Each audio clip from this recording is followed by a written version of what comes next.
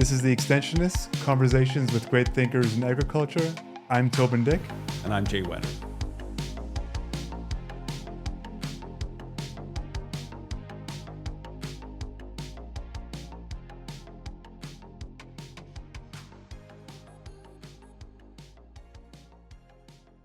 Hey, Toban. Hey, Jay. We are talking to Senator Rob Black today. Pretty exciting. I just saw him. Well, we've seen him a number of times because he's a senator who gets out and about. Yes. We saw him in Winnipeg at this Big Soils conference in July. Yes. And then he was at this extension conference at the University of Guelph the end of October. The Canadian Agri-Food Rural Advisory Extension and Education, acronym CARE, Conference Extension 4.0. There we go. That is mouthful. That is what it was that you and I attended, and where we saw Senator Black. Yeah. I didn't speak to him there, did you? I talked to him briefly afterwards. Okay. I said, I'll chat with you next week. He took part in a panel at the end of the event. And I note later that he was wearing jack-o'-lantern socks, which was pretty awesome. So this is a conference dedicated to extension. So Jay and I were there presenting about this podcast and our extension training program. So we had a kind of a workshop there, or like a 45-minute time slot, and just some navel gazing again. Would be like the room was packed. There was like people standing. It was, and I don't think they were there for the the presentation before us about the new Ministry of Rural Affairs. They were not. No, they were not. No, because lots of people came in after that was done. Not to knock it, we're not about that, but it was a largely academic conference. So most of the presentations were about papers, like they were presenting, grad students or whatever, presenting their papers or studies and stuff. So I remember Jay and I chatted beforehand. We're like, let's make our presentation fun. Yeah. Let's make sure we get some laughs and just have a good time up there. So we really leaned on that, emphasized so much so that I think after it, someone came up to Jay and asked if our banter was scripted. Yeah, that's right. Are you guys just naturally like that? I was like, yeah, actually we are. Yeah. Could you imagine it being scripted and we had to memorize that script and be okay, at this point you got to interrupt him and line. Pretend we need Abby. Yeah, line, please. Yeah. Anyway, yeah. But no, good conference, and it was fun to see Senator Black there. It was. Yeah. So, I mean, we're going to talk about 4-H. We're going to talk about the legislative process. We're going to talk about soil health, all things that Senator Black is really passionate about. Perhaps we should just get right into it. Let's do it. We should. Well, we blazed it up. Damn it. We didn't use that phrase. Blazing trails. Oh, wow. I was just waiting there for us, but we did not take the bait.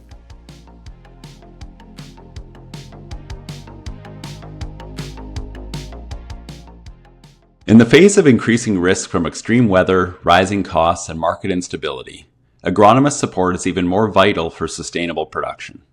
The Free Farm Learning Hub helps agronomists identify and implement high-resilience practices that can help their clients improve soil health and boost profitability. And with the end of the year approaching, now is a great time for CCAs to sign up and earn CEU credits.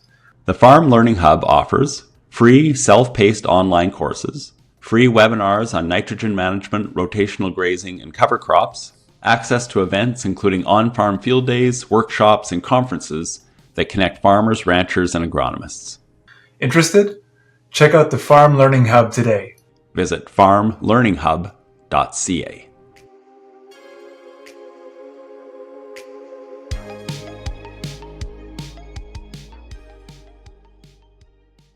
Hey there, listeners. If you're enjoying the conversations here on The Extensionists, you will probably love to get our newsletter. Yeah, it's the best way to stay connected with us, with Jay and myself, yours truly. I'm excited about the newsletter, to be honest with you, because I think... Why are you excited about so many of our guests have... Sorry, why are you excited about it? Say that differently, Jay.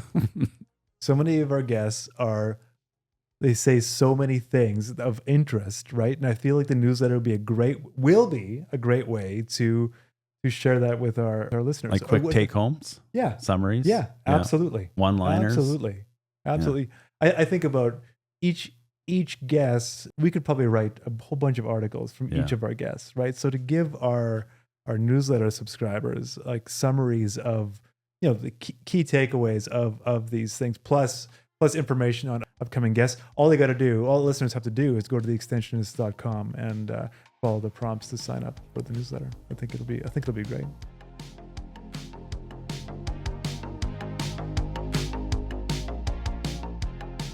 Our guest today, we're very honored to have Rob Black. Honourable Rob Black is Senator for Ontario, also chair of the Standing Senate Committee on Agriculture and Forestry. Senator, welcome to the podcast. It's great to have you. Thanks very much. It's a pleasure to be here. So you got the 4-H.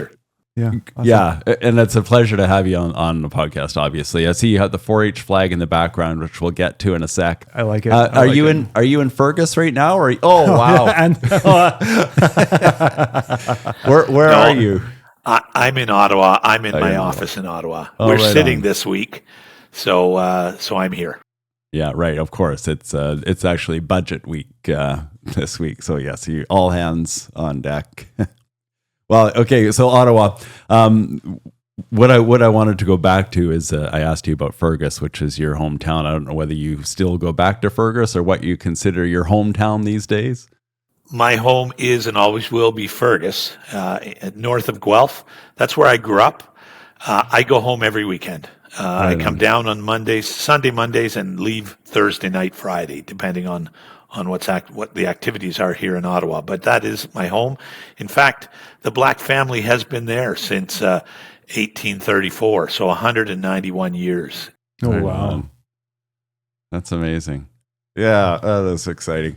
Well, my Whetter relatives came from Cornwall, England to Ontario right around that exact same time, Senator. So, Yep. Yeah, we don't necessarily share a locale, but they were in Ontario and arrived right around the same time. So that's kind of exciting. Mm-hmm.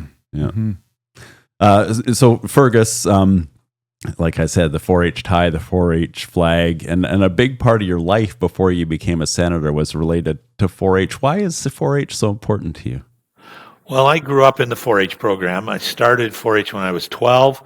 I only took 6 clubs. Today 4-H members take 50, 75, 100 clubs. I took 6, but they were impactful in my life. As I mentioned last week at an ag extension conference that I was at, when the ag office staff member came to our farm to look at my calf, one of my first things out of my mouth was, "I want to have your job someday. I want to be you, Jerry." And so it was impactful, and I participated in a number of programs through my time, and then after graduation from the University of Guelph, I started working as an ag extension person, as a rural organization specialist, and we worked with the 4-H program. So again, I left the provincial government to take on the role of CEO, executive director of 4-H Ontario in 2000 when it became an independent organization, and then I was chair of the Canadian 4-H Council for a couple of years for a term, and I took on the role of CEO of 4-H Canada for a short time when there was some need for that. So, I've gained so much from the 4-H program, traveled, met folks, and when the Prime Minister phoned me to asked me to become a senator, his words were, "I'd like you to bring your agriculture, rural community development, and 4-H skills to the Senate." Amazing. So I think that's pretty special. That is pretty special. Yeah. What do you think he had in mind when he said 4-H skills? Obviously, anyone who's done 4-H, which I did for a lot of years, public speaking is part of it. But what are the 4-H skills? I think it's the people skills as well, meeting management, understanding governance, right? We might talk about the process of bills and things like that, but it's just understanding that piece of how we have to deal with people in the chamber and outside. It's interesting you should say that, because that just reminded me that the first time I'd ever heard of Robert's Rules of Order was when I was a 12-year-old going to these 4-H meetings. Yeah, so it did actually teach you the structure of a meeting and how to effectively run They do Robert's Rules in 4-H? Well, they certainly did way back when I was involved. Senator Robert's Rules is... Burino is the Canadian version of Robert's Rules. Okay. It's harder to say, right? Yeah, so, I'm unfamiliar. But whether we call it Robert's Rules or not, we do learn about motions and seconding motions and where you need to do that. So that's a piece of what young people learn in 4-H. What was the Canadian name again? Or the Canadian Burino. Oh, I didn't know that. Okay. Yeah, that's interesting. I'll have to look Google it. Yeah, I definitely will, and hopefully our listeners do too. Yeah, my wife and I were judges for the our local 4-H. I'm from Winkler, Manitoba, southern Manitoba area, and that was my first exposure to 4-H. I grew up, of course, on a family farm. I'm on my farm right now. I'm still farming, and I was just amazed at what those kids had to do and what they learned at a young age, like public speaking. So we were judging a public speaking thing, and we were both just wide-eyed after that. Like, the young kids are learning how to write speeches, how to orate them in front of an audience, and they're learning all sorts of skills like eye contact and presence and these kinds of things that I had no idea were a part of something that's so associated with, like, cattle. And like, there was a very kind of I think there is still actually a huge kind of extension gap even within 4-H to kind of get that. I don't think a lot of people know how robust and comprehensive that program actually is. It is tremendous. It really is. Yeah. And numbers are, when I was in 4-H, it was the only thing going in my community, right? My parents didn't drive me to basketball and skating and those types of things elsewhere. But today we drive our kids and grandkids all over the area, right, and beyond. But at that time, that was all there was for me, and I'm glad that I participated. Yeah, just as even like a confidence booster for kids. I think it's amazing. I'm a little bit mad at my parents for not putting me through. Well, Do you want to talk about that? I could have been so much more successul. No, I'm just kidding. You would have been good at public speaking. Yeah, that's right. Finally. Yeah. No. Hey, so Senator, one of our previous guests, a fellow named Diljit Brar, he's actually an MLA in Manitoba. But he took master's in extension at University of India, and we got on a whole talk about 4-H, and he talked about how it could be valuable for city kids to learn 4-H and adults. So Toban, there's still hope for you.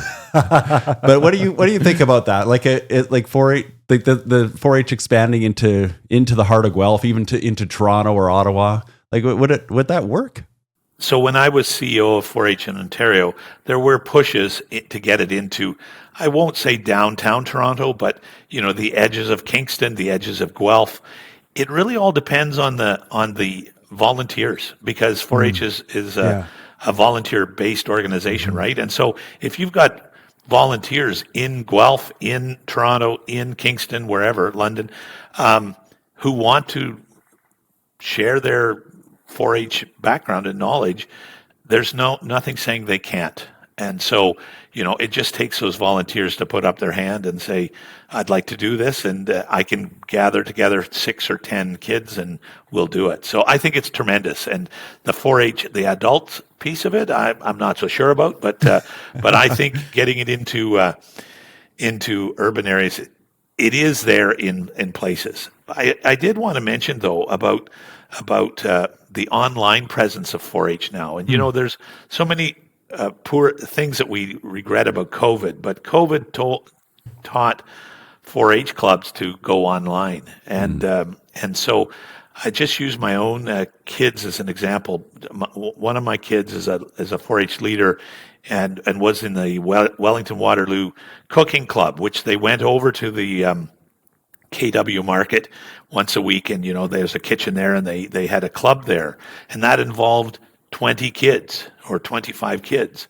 When COVID hit, they moved that online, And I will almost say 20 to 25 kids in Waterloo, Wellington that just were from that area. Moving it online, today they have 110 kids in that club from across the province. Mm-hmm. And so the benefit there is when those kids get to Guelph or to a university or another opportunity in 4-H, they will already, in many cases, have been able to say, oh yeah, we took that club, cooking or chocolate making or cooking on a dime is the club that's happening now. And they know those folks. It's not sort of a first time meet. So, COVID there was some benefits, and this was one of them. 110 clubs or kids in that club that is it's fascinating to watch. Yeah. I from across the province. I'm sure we'll come back to 4-H at some point, but you mentioned putting up your hand and volunteering for something, and that's kind of what you did with the Senate. I mean, in this day and age, you can apply to be a senator. In the past, you were wait around until someone appointed you, but you actually put up your hand in a Senate sense and said, "Hey, I'd be interested in being a senator." Can you tell us about how you got to become a senator? So again, it's one of our kids that came to the dinner table in July of 16 and said, the Prime Minister's changed the way senators are appointed. No longer does he or she handpick, and you have a politician or whatever. You apply now, and so Taylor said, "I've always wanted to be a senator." And as a parent, you're bound to say, "Well, go for it. Check it out. Try it." And Taylor went away and came back the next night and said, "I'm not 30 years old. I can't be a senator. I can't apply. I don't own land. I can't apply. I don't have $4,000 in the bank, so I can't apply." There's 4 criteria, those 3 and being a Canadian citizen. So he then turned to me and said, "Dad, you should apply." And that's how it happened, to be very honest. And I filled out a form, an online application, 3 reference letters, and sent it in, and then really forgot about it. And it was a number of months later that I got a note back saying, "It's a little weak, and we'll likely not look at it, but you can fix it if you want." I fixed it and sent it back, and then again forgot about it. And it was almost a year later that I got an email saying, "Well, we now need to know about your family members, what they do, your in-laws and outlaws." They were checking into a security check. So, and again, it was a couple months later, and literally it was a phone call that I took coming up the 416 here to Ottawa for Canada's Ag Day in 2018. And the call came in on the car. I pulled over, and it was Mr. Black, please hold for the Prime Minister. Wow. That's amazing. And that's it. So I did put up my hand. And I was a municipal councillor prior to becoming a senator. My first 4-year term as a municipal councillor, but public service has always been in my blood. But had run for council and got on. And if I hadn't become a senator, I'd likely still be there because I enjoyed that opportunity.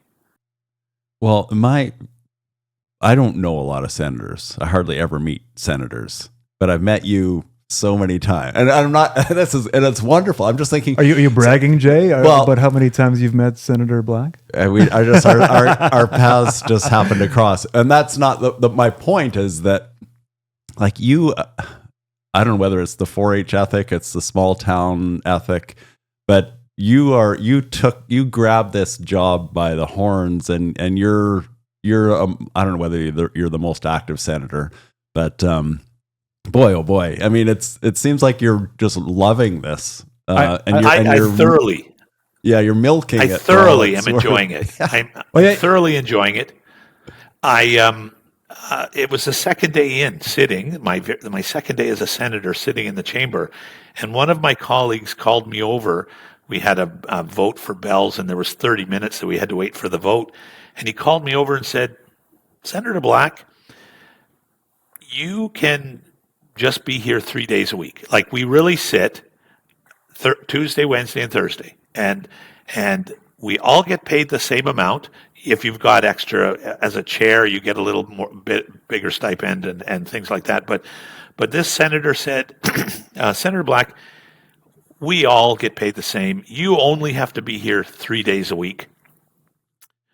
I can see that you're going to get bored if you don't, and that was 2 days in, if you don't find your passion and run with it.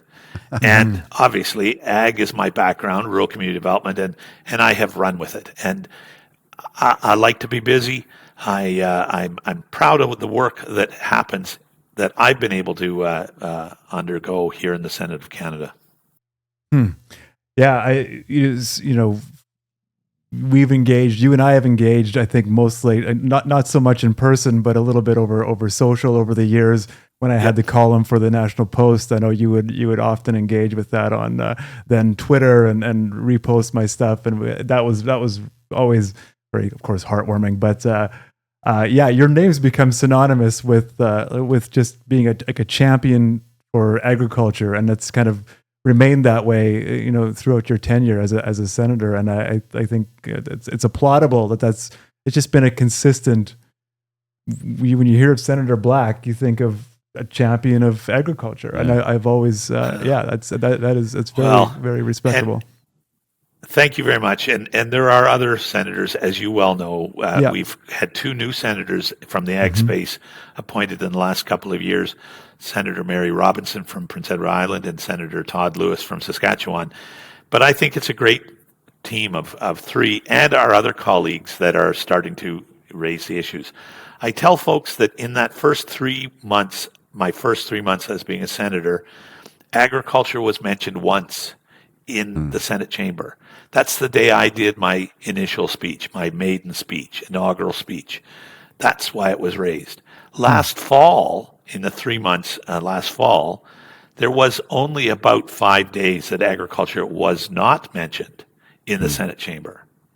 And that's not because of me or Mary or Todd. We play a role in that, but it's because of folks like you as well, and your listeners that are raising the issues of agriculture for my colleagues to start talking about. And obviously, there were bills that were on the docket last year, that last fall, that were important to agriculture. So, but that's just the way it's changed, and I'm excited about that.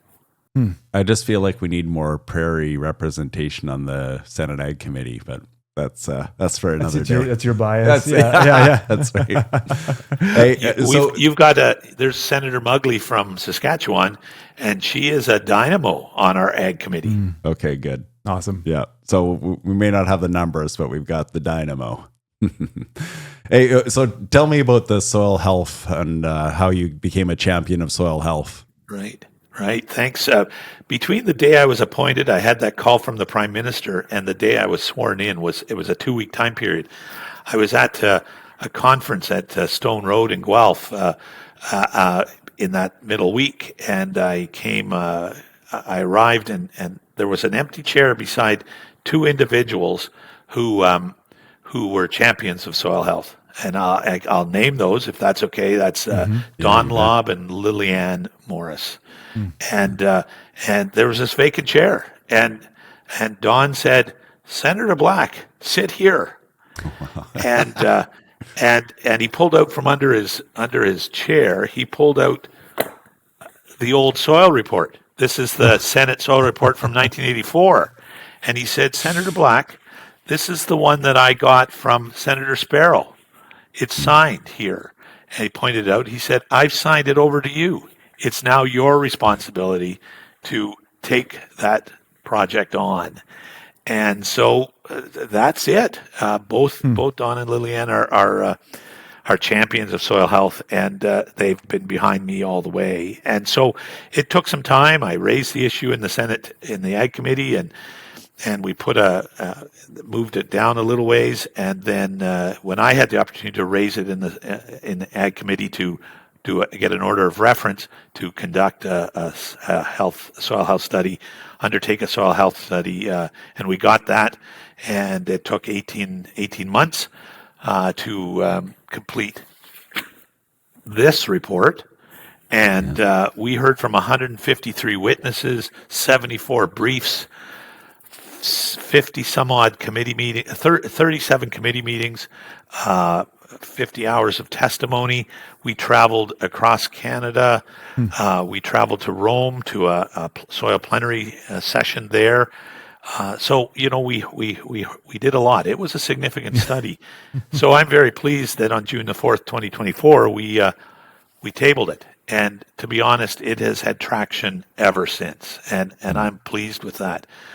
That was on a Thursday. I went out to a soil science conference in Vancouver the following Monday, the day 3 or 4 days after it was tabled, and I was hearing from academics out there that they were already using the results to conduct or to put forward proposals that they were wishing to undertake. So again, those early wins are exciting. The federal government provided $6.9 million to Dalhousie and a team of Dalhousie and other universities to undertake some database collection and analysis. That'll be done in May of 2028.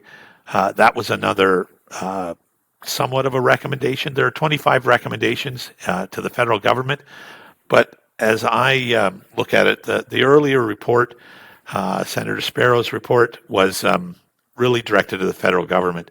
This one has been written, in my mind, and I think the issue has been raised across Canada. So it's actually of value to federal, provincial, territorial governments, municipal governments as well. And so I've made, here in Ontario, I've made municipal governments aware of it. And Canadians writ large, individual Canadians, I think it's important. Very quickly, I sent a letter to all the rural municipalities here in Ontario last spring, making them aware of the report and saying that there was value in them knowing about the report and the recommendations. And to this day, we've received 17 resolutions from municipal councils across this province supporting the recommendations. And so those resolutions go all the way up the chain. And so, every week or two, the Minister of Agriculture is getting another resolution saying Wellington North supports the 25 recommendations. Get on it. So that's exciting. So I'm still excited about this report. I'm excited about the report. And now as this evolves, we've got a bill now, and it's a Senate bill, and part of it is does Canada need a soil health advocate? There you go. So I mean, we want to talk about the legislative process. We do. So let's use this as an example of the process, and so describe for me your bill and where it's at and what are the next steps. So during the prorogation process, I worked with legal lawyers here, parliamentary lawyers here, to develop Bill S-230. And it's a very short bill, but it's an act respecting the development of a national strategy for soil health, protection, conservation, and enhancement. Many of the pieces of it come right out of the report. And so, if they undertook this, if the government undertook this, they would be moving forward on the report, and that's exciting for me. But so it was tabled in June of 2025, and at first reading in the Senate. It's been numbered S-230, and so now it wends its way through the Senate. Currently, it's at second reading. I have spoken to it. A few of my colleagues have spoken to it. I have a colleague speaking to it today. At some point in the near future, give or take weeks or a month or two, whatever, but at some point in the near future, it will be voted on at second reading, as all bills are, and then referred to a committee. And at the committee level, bills are studied further. Witnesses are brought in to talk about the bill. It may be amended at that point, and then it's voted upon at committee, and then sent back to the Senate chamber for third reading and a vote at third reading. So I would expect this would go to the Agriculture and Forestry Committee, but when it comes back to the Senate, it'll be debated at third reading and then voted upon. If it passes at third reading, either in its current form or amended because of the committee work, then it would go. If it passes at third reading, it then goes to the House of Commons. We call it the other place.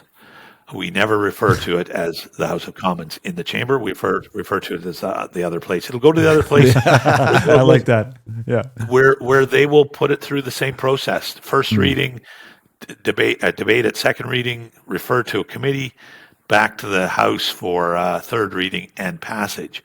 If they amend it, it has to come back to the Senate to concur with the amendments. So it gets ping-ponged back to us. We'll look at it again in the chamber. We may say, don't agree with those amendments. We'll make changes, put it back, send it back and say no. Or we might say, yep, that's good.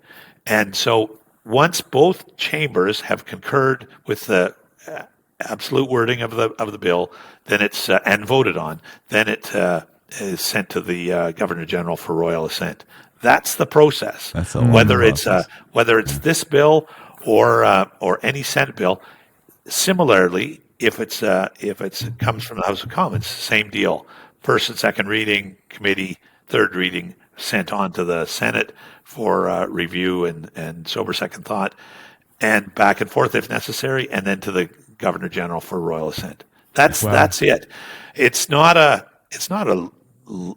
hard process, but it can take months and years.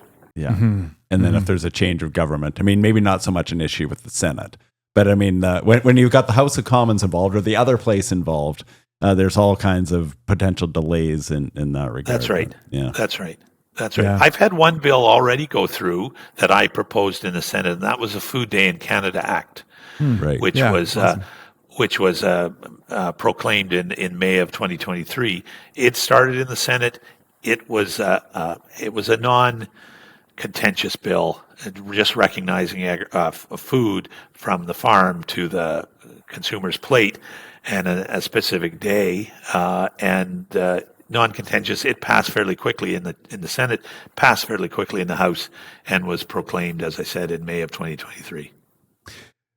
Senator Black, how are just for our listeners, how are they supposed to kind of understand like this bill in relation to, like, there's lots of activity around soil health going on nationally right now, lots of calls for kind of a national approach to soil health, and there's various groups who have attempted to kind of put something together that unites Canada under kind of one kind of whether it's guidelines or whatever. How does this bill sit in that landscape?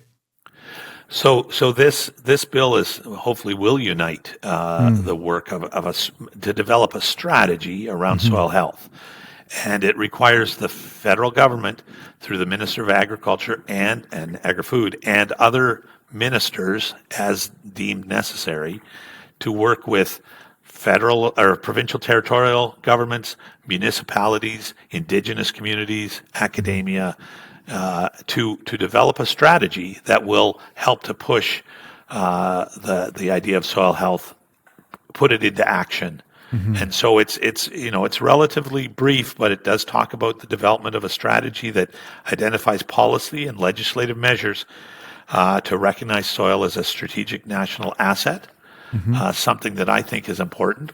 The other piece of this bill is that it requires the government to look into identifying a national soils health advocate.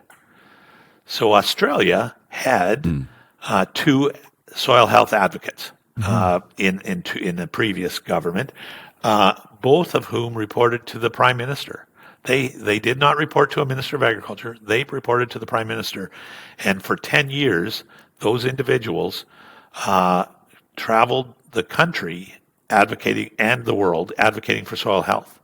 I got to know Penny Wensley, who was the second advocate, and an amazing woman who she had the political savvy to bring people together. So as part of this bill, we would think there would be a need to have a national soils advocate as well. Will we get there? I don't know, but this requires government to work with collaboratively with other organizations, individuals, provinces, territories, governments, and that's the important piece. No point in developing a sort of a top-down strategy. They have to work together. The Canadian Soil Conservation Council of Canada is working on one now, and this was never meant to compete with that. This was meant to, and they know this for me, this was meant to help them along and let's get some traction to what the work they're doing. We could be half done, when this bill passes. I'm not saying if, when this bill passes, and that's from the work of other organizations. Yeah, I'm glad that Australian model is being taken into account. I think Senator Black, I think you and I were at the same conference. Jay was there too, a soils conference in Winnipeg. Was that Penny Wensley? Was she there? That was the speaker. Yeah, she was there. So she was a guest speaker. Yeah, and I've met her elsewhere, but she is. She's not in that role anymore, but she still is well regarded. So amazing Senator. Advocate, yeah. I mean, we like to talk about communications and extension. What was her skill set? What was it about her that made her an effective leader or proponent of soil health? She was knowledgeable. She knew the political processes, like she had been a governor before that, or some of the other. But she knew the political processes. But in my mind, she was just a down-to-earth individual. She could be sitting here with you, the three of us, and just chatting, and you wouldn't. She didn't talk above us. She just made it feel right, and I think that's important. I tell folks I'm not a soil scientist. I'm not an expert. But what I'm hopefully doing is raising the issue, right? And that's what she did. More of a human connection. You're not. She wasn't just bombarding you with facts and science. Yeah.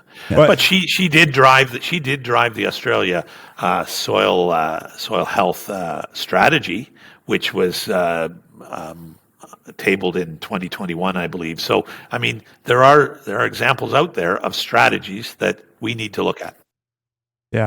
Yeah, and I'm glad those examples are being taken seriously. I remember after that talk that she put on at that soils conference, I was chatting with Jay because I think you missed it, right? Yeah. And I went on and on about it because it was so great.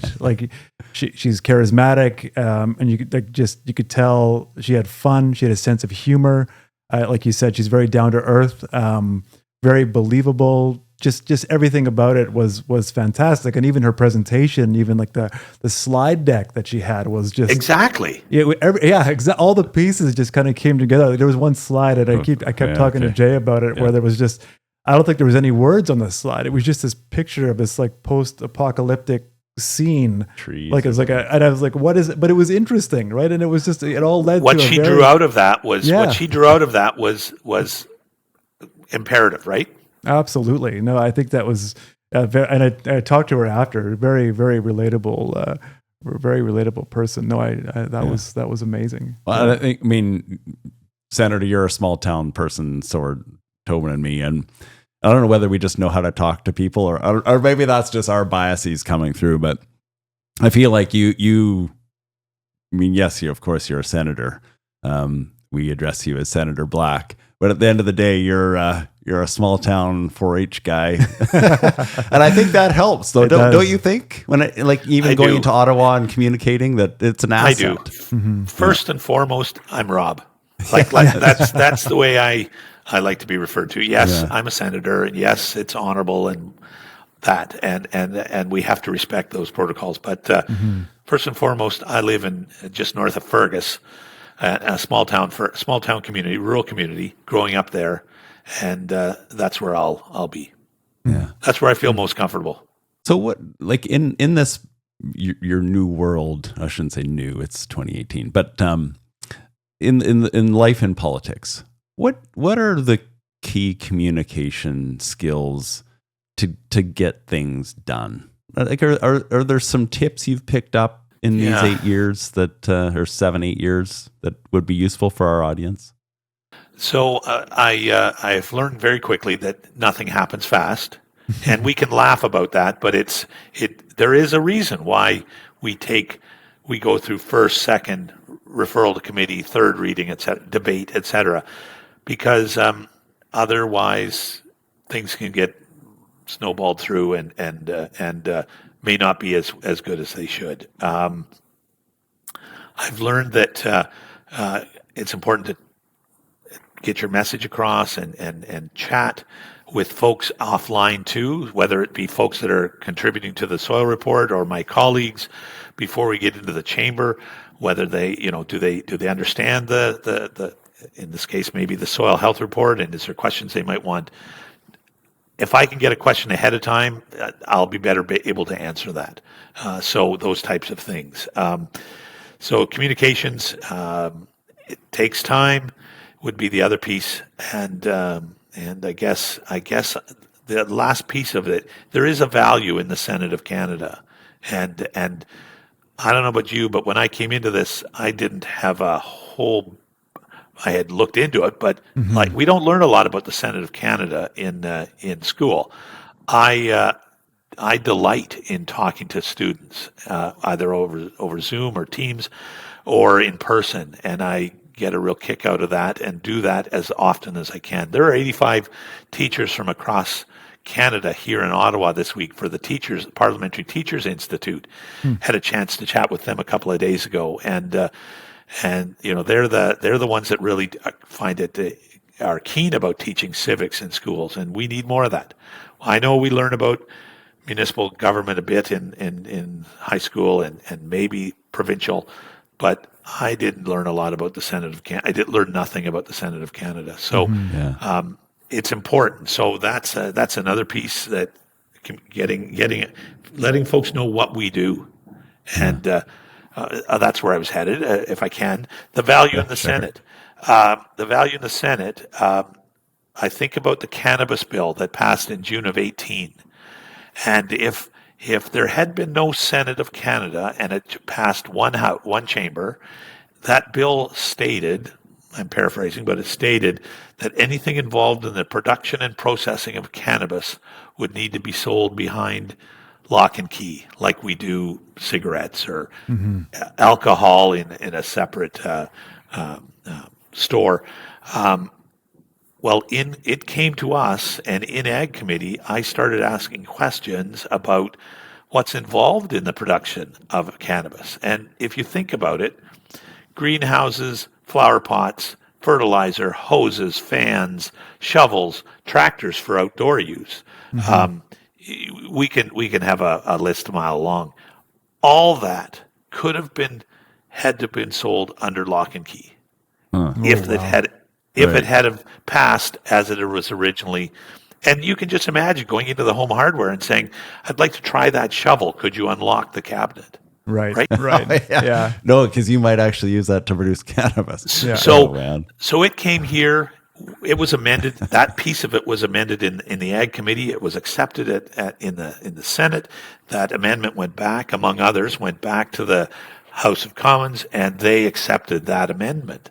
So it now says, again, paraphrasing, anything involved in the processing of cannabis, processing and sale of cannabis, needs to be behind lock and key, which is what we have today, right? But I can just imagine how your listeners, our stakeholders, would have reacted if they couldn't buy a hose or fertilizer or amendments without having to go through what we do to buy smokes or other things. Yeah, right. Yeah. Value of the Senate.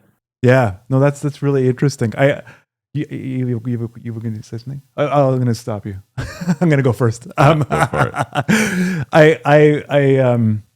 I often wonder if there's a bit of like a policy extension gap in agriculture. I think like I'm both Jay and I are involved in a lot of like producer commissions, provincially, nationally, and lots of talks around those board tables are around how do we get involved in policy? How do we get involved in policy? We need to get involved in policy. And I feel like there's a sense of we do need to get involved in policy as an industry or as producer-led organizations. But there's kind of a bit of a gap there in terms of how to do it and even what that means. Or like, I feel like farmers, lots of people like the word policy. They talk about it, but Like, what is it? And how do I? What is that learning curve like? And how do you kind of jump into it? Say so I would leave that to you. Like, how does someone kind of who doesn't know but wants to get involved? Where do they go? How do they become knowledgeable? So I would say volunteer, get involved in your local organization. Whether that's a grain growers or cattle associations, et cetera, whatever commodity, locally, and work your way up. There's annual meetings, there's resolutions that can take place from the local level up to provincial organizations. Get involved, participate in those annual meetings, in those policy advisory committee meetings, if there's such a thing, and just learn from that. I get regularly. I get 3 or 4 meetings a week when I'm in Ottawa with national organizations or provincial organizations that come to Ottawa to lobby, to talk to their parliamentarians. And it's not just national organizations. We do meet with provincial organizations. I do. I will always, as long as I can make it work, I will always meet with ag and rural groups here in Ottawa and learn from their issues. I tell folks when I'm out talking that if I don't know your issue, I can't stand up in the chamber and ask questions, debate the issue, raise a bill over the issue. So you got to tell me. It's not I can't know what I don't know. But that being said, I encourage folks that come into my office to don't come to whine. Like, I don't just want to hear the problems. I want to hear the solutions too, because the solutions are out there. Like and senators, we don't have programs. We don't have budgets. There's no budget in the Senate for ag, like for ag programs or stuff. But what I can do is raise the issue. And in the Senate, whether it be through a senator's statement, whether it be through a question of the government leader in the Senate, whether it be rising on an issue that's being debated and bringing in the ag focus, and I often do, after I've met with a group here in the office, I will send a letter to the relevant ministers and say, I just met with, and here's the issues that they raised with me. And it might go on to say, I know you've met with them. I'd encourage you to meet with them again, or I would encourage you to consider these concerns and their issues as you're moving forward. And I'll send that to any minister that needs to hear that. And that's my commitment to the organizations that I meet with. It's a little piece, right? But at least it raises that issue one more time from a senator to a minister. I love that's amazing. I love that the conversation has gone here, because this is something that I really get excited about is how to accurately use your 15-minute meeting with a politician. And I give 30. I give 30. Oh yeah, nice. Bonus. Nice. Yeah. So I'd love to. So you gave us one good tip. Don't just come to whine. Come with solutions. But what would be your advice to a farm organization or an individual farmer or anyone who had a 15 or 30-minute meeting with a politician? How do you make the most effective use of that time? Distill the issues down to 3 or 4 points. Leave behind a one-pager that outlines those issues. And if it can be what I call an infographic, with a picture and numbers and sort of key points, those are even better, because I can pick that infographic up and look at it very quickly, and then we can talk as opposed to reading a full page of document, full page document. So it's that brevity with still getting the idea across, and the leave behind is so important, important. Or we Toban and I were just talking about this in another podcast, but about how this. So you go, I've got a meeting with the senator. I've got to talk about all of these things. I've got 50 things to talk about. I'm not going to meet him again for a couple of years or maybe ever. We really have to. Anyway, that is absolutely the wrong approach. That's right. That's right. Because it just goes over, right? And because, Tuesday, I met with 4 different groups Tuesday morning.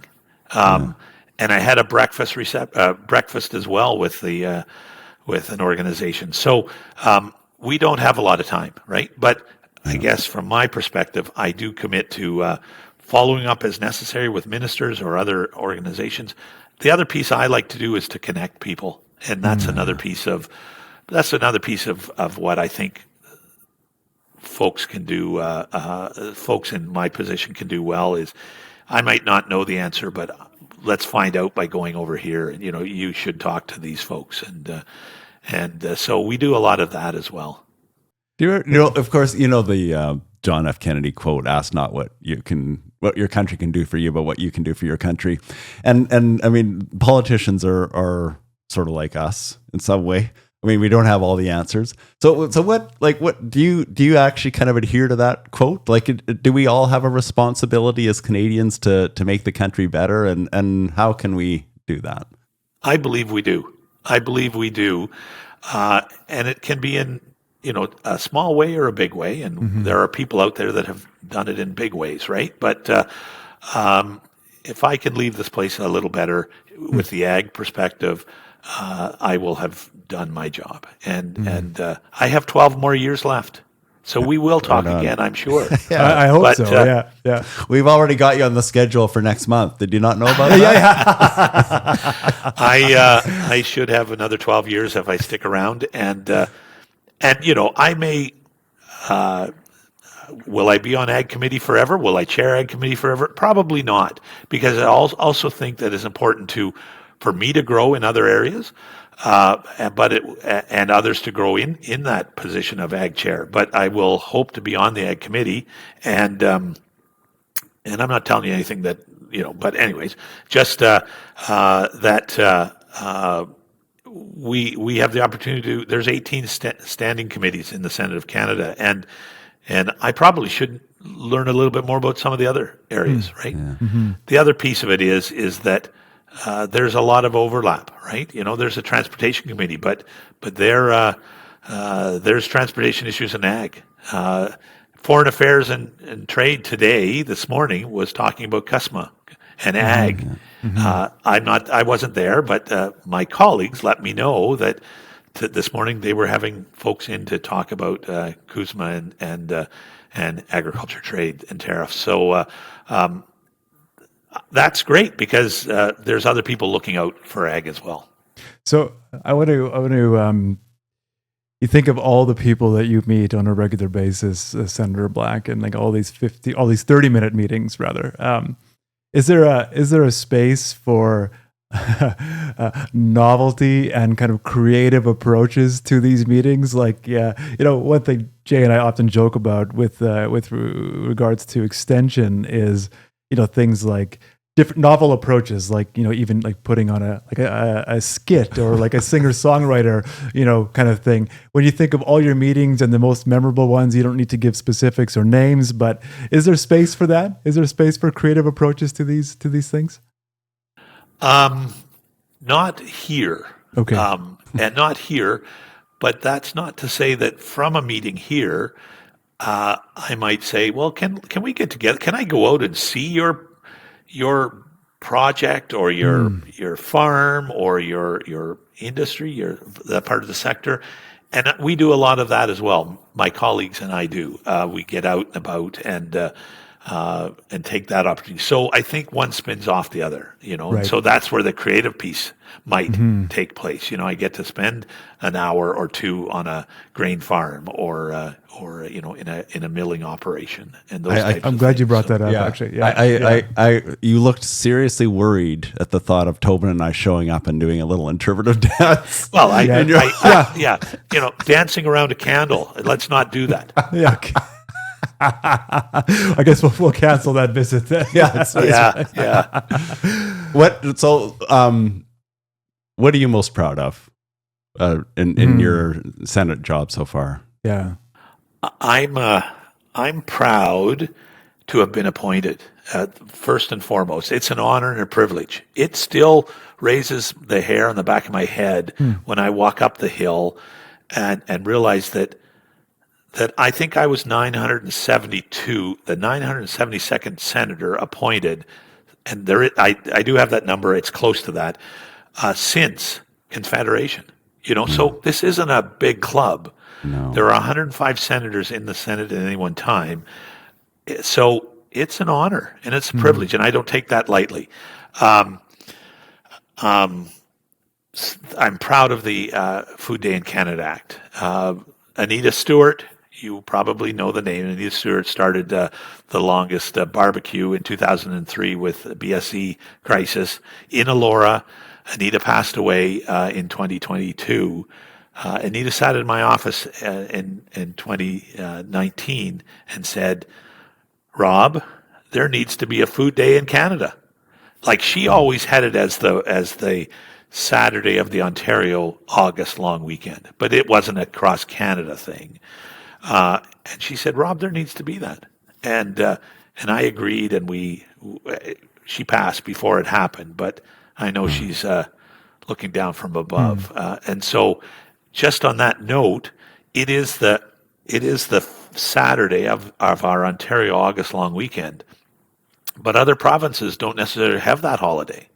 So the bill actually states, and I'm doing this from memory, but the bill states it's the first Saturday in August after the last Monday in July, because that then sets a date. It might be our August long weekend, because that's what it is. But in Manitoba or elsewhere, it happens to be the first Saturday after the last July Monday. So that's how but it's those types of things. I was ready to just put in the bill, it's the August long weekend. Very quickly realized that they might not be there. So I'm pretty proud of that.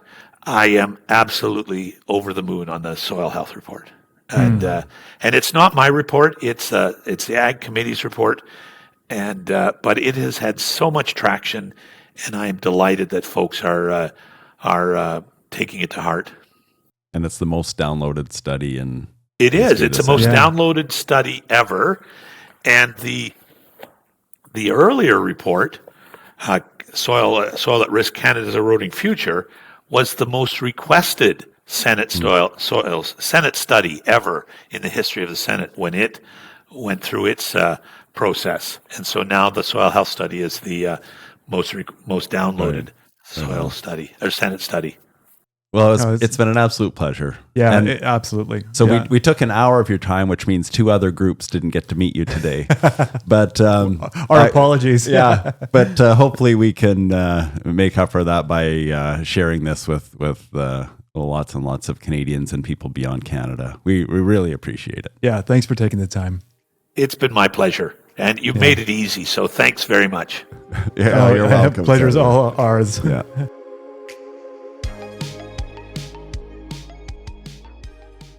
Do you like what you're hearing and want to support the Extensionists? If you are an agriculture company or association looking for a powerful way to get your message in front of Canadian farmers, then partner with us. Our listeners are farmers from coast to coast. When you advertise with us, your brand isn't just another commercial break. It becomes part of our story. Ads on the Extensionists are personal and trusted. Our listeners value what they hear on the podcast. Whether you're looking for a 60-second ad somewhere throughout the podcast, or even an exclusive episode sponsorship, we have options that will work for you. So if you're ready to get your message out there and connect with farmers across Canada, let's talk. Visit theextensionists.com for more information.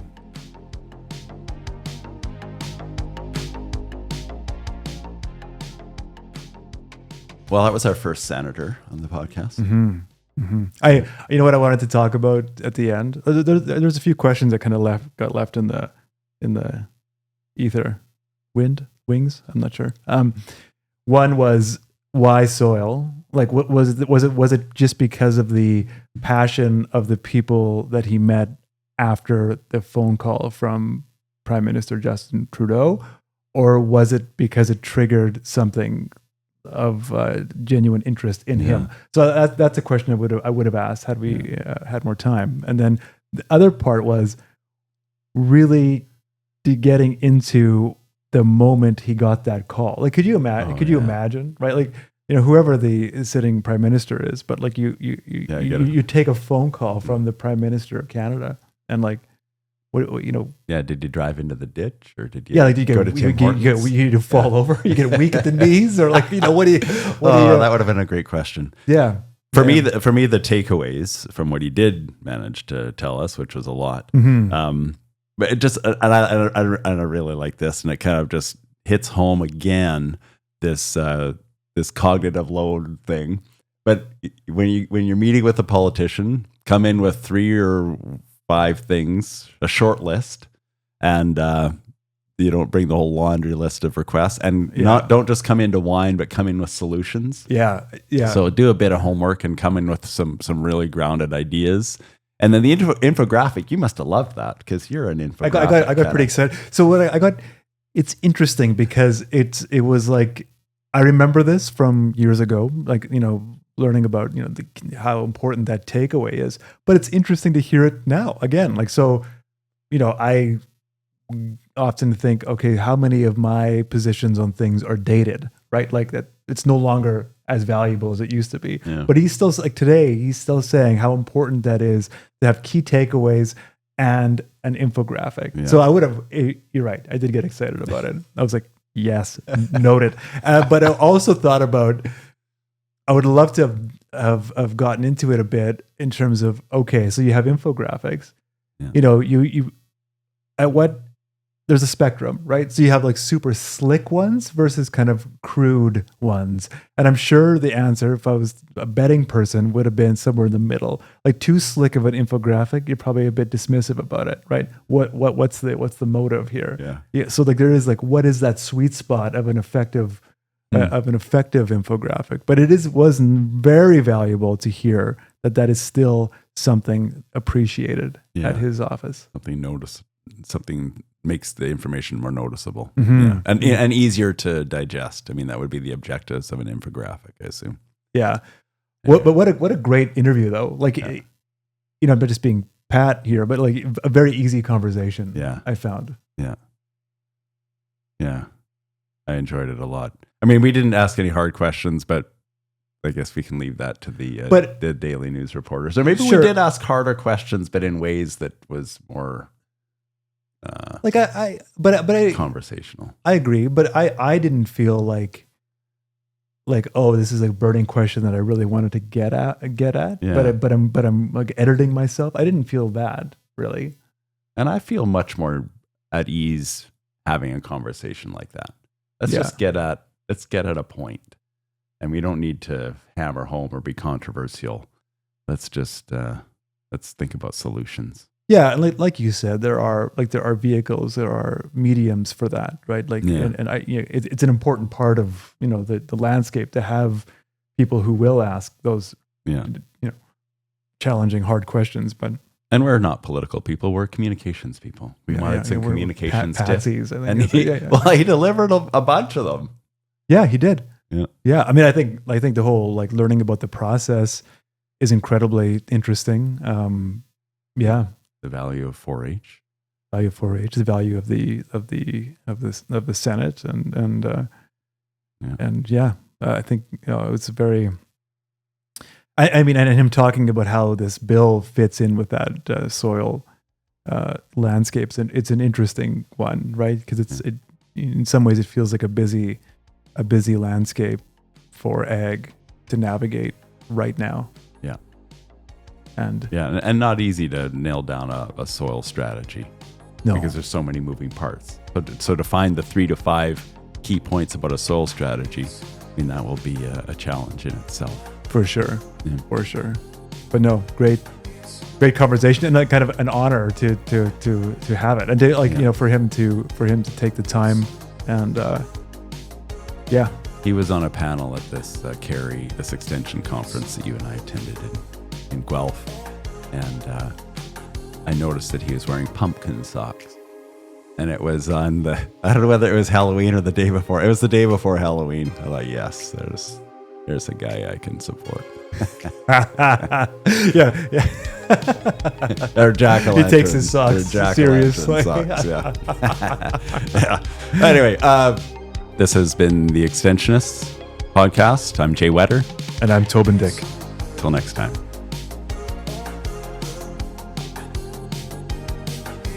This has been a Burr Forest Group production. We also want to thank the people working behind the scenes to make this podcast happen. Abby Wall is our producer and editor. Ashley Robinson is our coordinator. And Michelle Holden is our designer.